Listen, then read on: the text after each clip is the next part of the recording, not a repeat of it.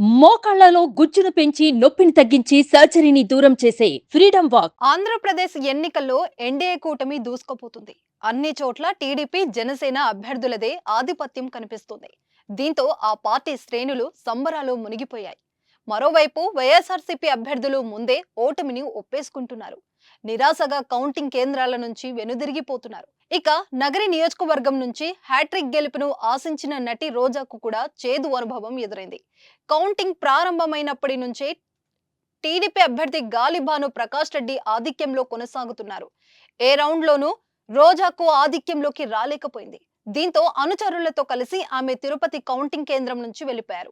ఫలితం వెలువడక ముందే ఓటమిని అంగీకరించిన రోజాపై ప్రముఖ నిర్మాత కాంగ్రెస్ నేత బండ్ల గణేష్ సెటరికల్ ట్వీట్ చేశారు. జబర్దస్త్ పిలుస్తుందిరా కదలిరా అంటూ పోస్ట్ చేశారు.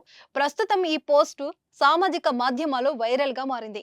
అంతకు ముందు కూడా రోజా తన ఓటమిని అంగీకరిస్తూ ఎక్స్ వేదికగా ఫలితాలపై ఆసక్తికర ట్వీట్ చేశారు.